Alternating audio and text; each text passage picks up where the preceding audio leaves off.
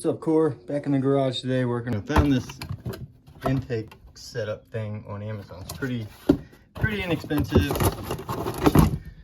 Come with a couple of clamps. I don't know about this little thing, if that really makes a difference, but whatever. And then you have, it has the air filter built in. And one of the things I immediately don't like, I don't think you can change that filter. Maybe take all them screws out and unwrap, I don't know. But it's not really much more money than a regular air filter. And so, but anyway, yeah. So we're gonna try to put it together.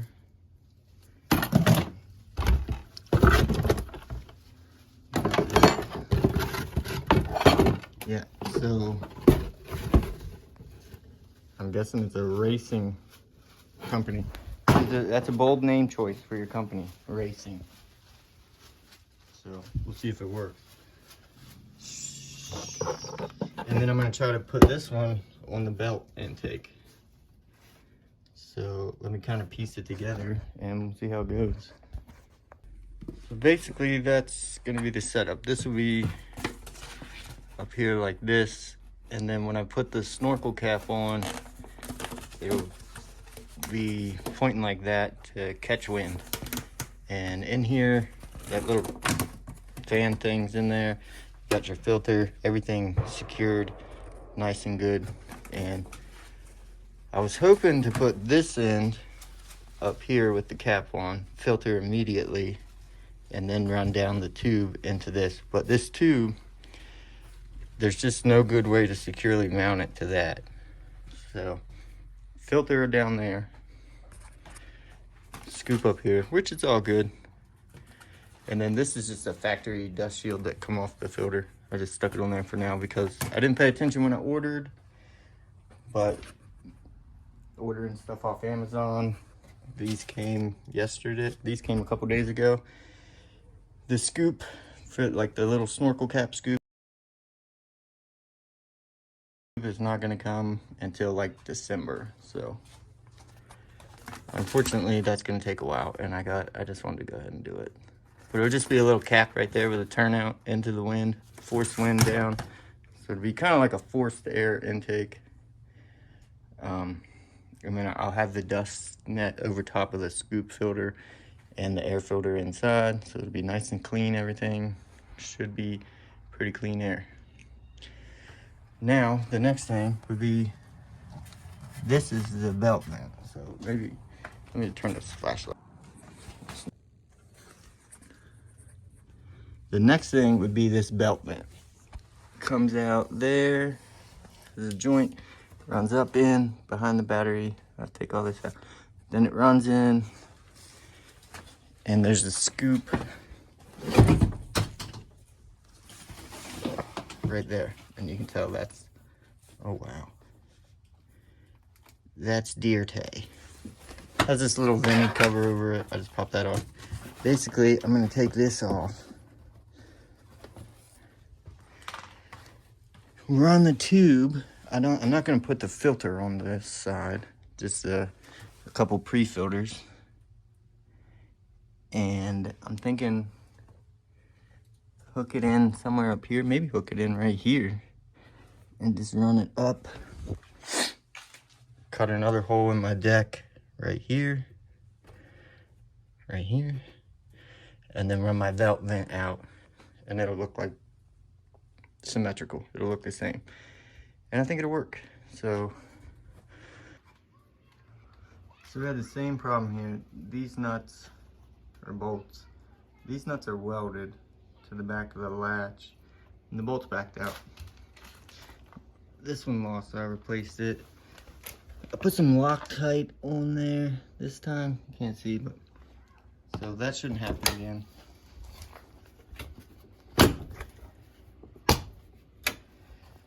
And the door works good now. Oh, this is a mess. We're not gonna look at that. So yeah, I'm tempted to take this plastic off of this door and make my own. But for now, we're good to go. Put the door back together. Said take it off again, rattled loose. Door wouldn't open. That happened at the A-Works race. So that's it, nothing too major.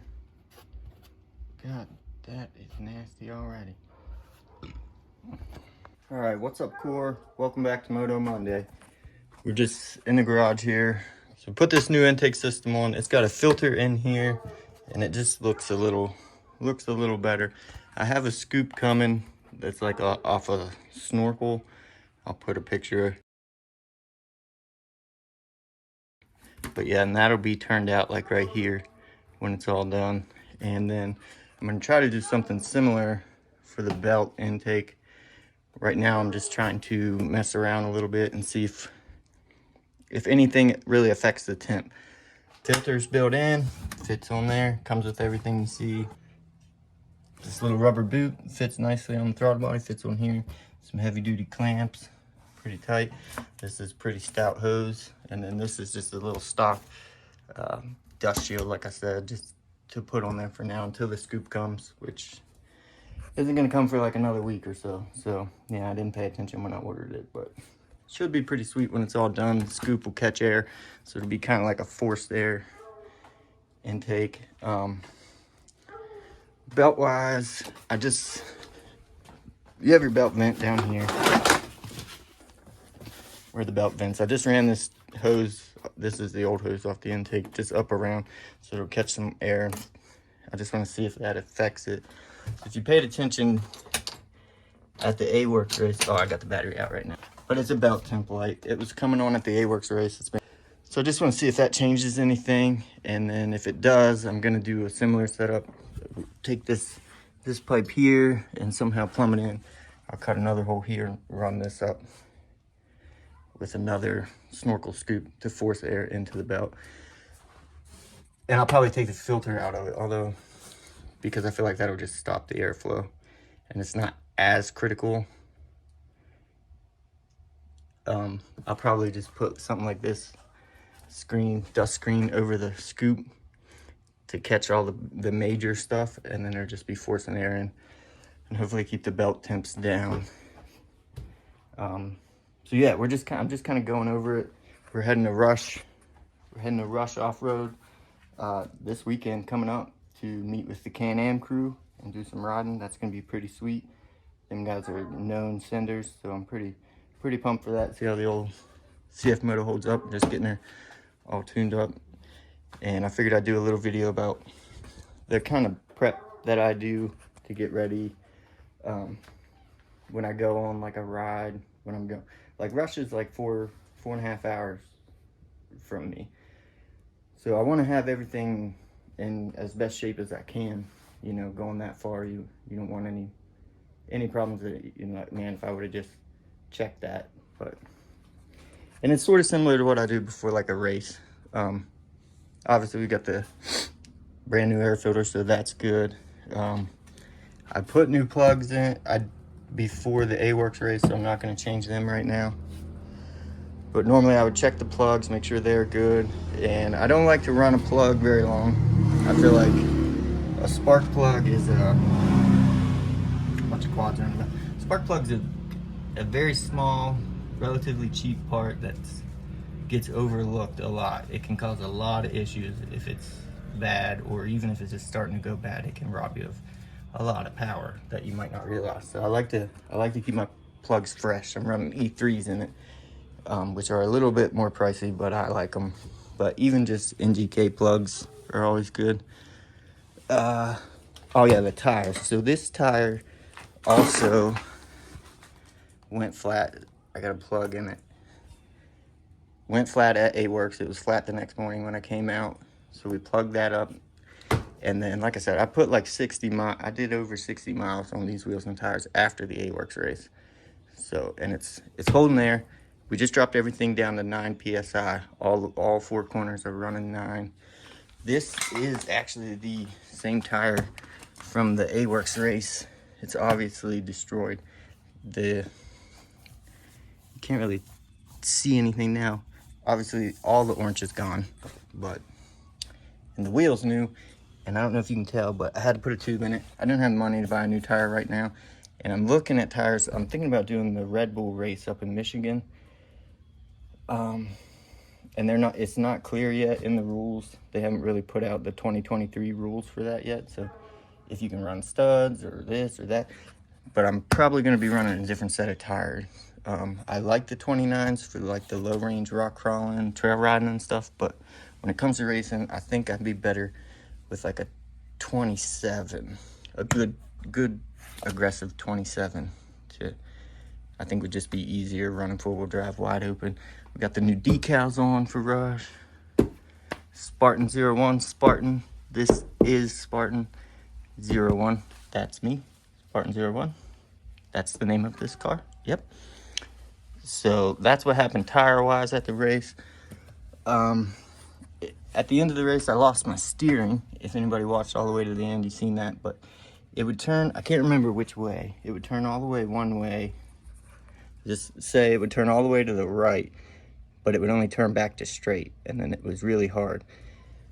So that's what finished the race for me. I don't know what happened.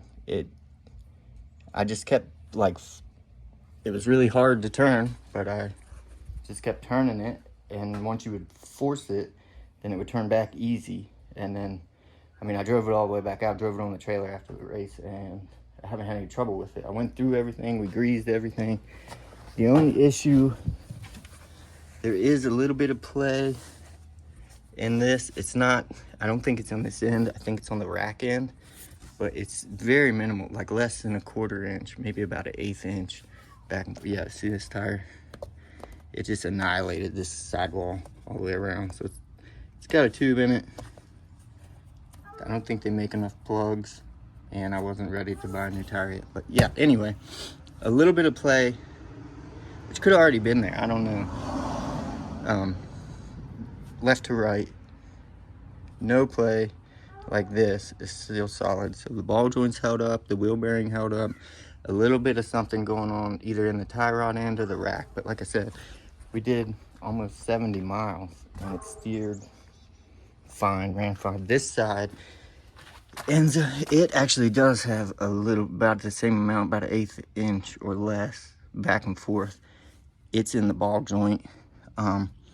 So I don't know if we're gonna, I'm not worried. It's not enough to worry me yet, but it does have a little bit of play, just in the interest of full disclosure about how the CF Moto hold up from the race. I'm telling you everything, so nothing to hide here. I don't care. It didn't really do anything bad in my opinion. A little bit of ball joint play over here. Wheel bearing's still tight, you can tell when I had it jacked up and had the wheels off of it. I'm not sure what's going on with this rack. I'm just kind of waiting to see if it becomes an issue again. And then once it breaks, it's easier to fix. I can tell you exactly what's wrong with it. But right now, I just don't know. So I'm gonna run it until I do. And that's pretty much it. We just changed the oil. Oh, the light's not gonna come on. So yeah, changed the oil. The plugs are good. We got the new filter on. I'm gonna be ordering a belt. Just because I feel like that was really hard on it at the A-Works race, so we're gonna go ahead and replace that. And then I think that's pretty much it as far as prep for Rush. Yeah, this is the over there on the belt thing. Well, that's it. We're good to go. I like this setup a lot better. Again, still not finished. It will be there. And then eventually what I'm hoping for is this will be like a twin setup. One run to the belt, one for the intake, but it'll be 2 of them canisters. And then it'll come out and turn on either side with fancy scoops on it. And it'll just be nice looking. Crawl off-road custom right there. And this was like, I want to say like $30 for this kit on Amazon. I bought 2 of them. Like I said, I'll just take the air filter out, or maybe I'll just leave it in for the belt. A little bit of clean air won't hurt, just to see how much. I just don't want to cause too much flow restriction, just force it in. This, I don't really know if it'll do anything. It's just kind of rigged on there for now. I just want to see if it affects the temp at all. And trying to think. We got to put the battery back in. I took it out because I was looking at all this plumbing to see about that, and I just want to, so I decided to do this just to see if it's affected at all. And if it is, then, oh yeah, I got to put that back on. I forgot I started to take that off. So put that back on, and then for now, that's pretty much it. Just a little bit of the maintenance that I do. Obviously, I change my oil very often. I change the plugs often. Air filter, I keep the air filter clean. We grease everything, A-arms, everything with the grease fitting, all 4 corners, even the sway bar links, even though they're not important. We still grease them, everything greased. And yeah, jack it up, check everything for play, even the rear, the bearings, everything's holding up back here. Very nice, no play and nothing on either side. So yeah, that's pretty much it. I'm pumped to go to Rush. I don't know, have any of you guys been to Rush? Let me know. I've been there once before for September Slam when they had the rock bouncers and stuff. Maybe you've seen the video. But it was a really good time. And this time I think it's going to be pretty awesome too, because like I said, Can-Am crew, they're known senders. They ride. And Dad's going to be taking, I think the plan this time is just me and Dad are going to head up. He's going to take the 950. I'm going to be taking Spartan. And we're just going to go up, have a good time with them guys, meet them, say what's up, you know. Other than that, everything's ready. We got to get some legit window nets. We got them coming. I got to get a chase light. I got to upgrade my harness, even though I just put that in. I didn't realize you have to have a 5-point. So that's a 4-point. So I'm trying to... I've actually been talking to the people at Aces, and because I had a little bit of an issue, I actually ordered 2 of them, and I've never seen the other one. So I think they might be going to try to hook me up with some 5 points, and they're going to kind of make that right for me, discount it or whatever. But yeah, so I'm going back to Aces for that, even though these are not certified harnesses. If you want to run pro class, you got to have a certified harness. That's a good note. We're not running pro class yet. We're just running sportsmen's and stuff, so we don't have to have certified, but we do have to have it. And I think that's it for tech. That's not till February. That's coming up in February. There's 2 pretty big races in February that are pretty far out. It'll be pretty big for me. I'd like to hit them both. I'm probably just gonna hit one because financially I can't really hit them both. One's in Wisconsin, one's in Michigan. Michigan's closer, it's 10 hours. Wisconsin's like 16, 18 hours drive just to get there, but it would be a pretty awesome race. I would really love to do it, but we'll see how it goes. And I've done pretty much everything you can do to this thing except flip it over, and I mean, it's not for lack of trying, but so yeah, that's kind of the rundown on what I do prep wise. Just go over everything. I jack it up. I shake every corner. Make sure no bushings or bearings or anything's bad. Got play in it. Like I said, I'm not sure what's going on with that rack yet. I haven't done anything.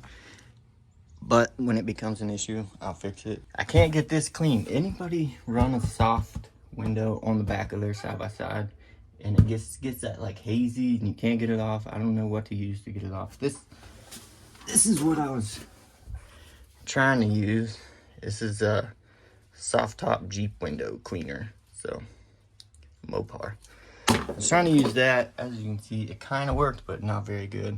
So I don't know what to do there. It's you don't look out it very often, but then when you need to, you can't, and that's the problem. So I might just do away with that, put something else there, or I might call CF Moto. My boys over at Finish Line, have them hook me up with a CF Moto legit back glass, a hard one that you can just wipe off.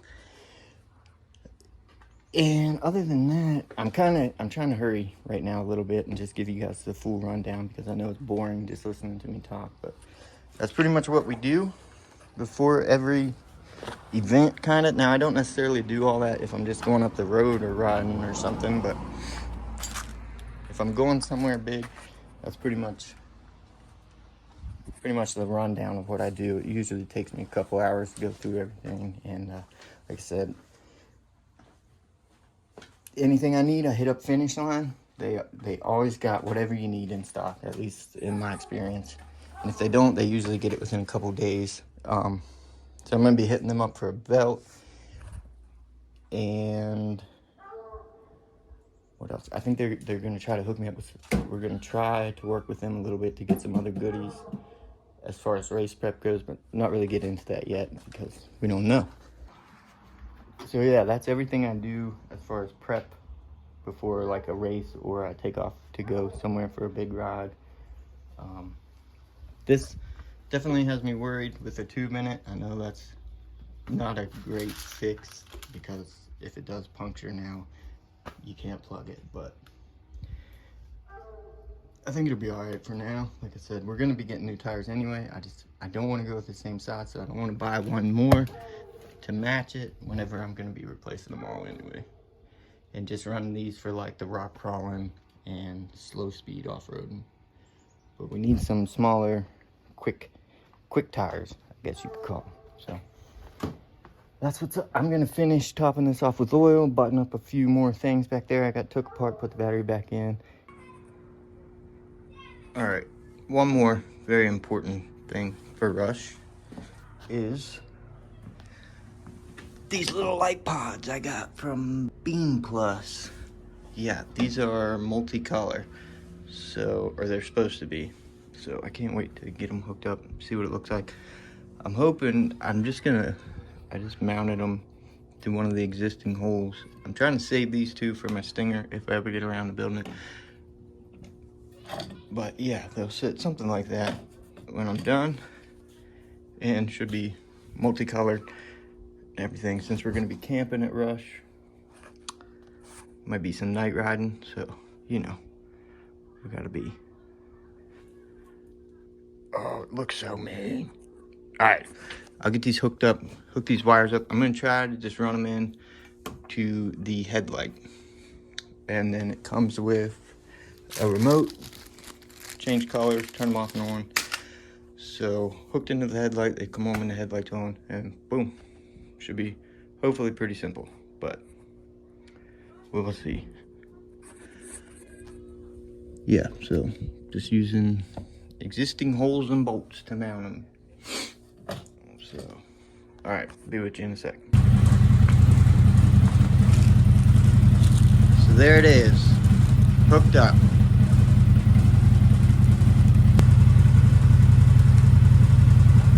All right, let's go and play in the dark.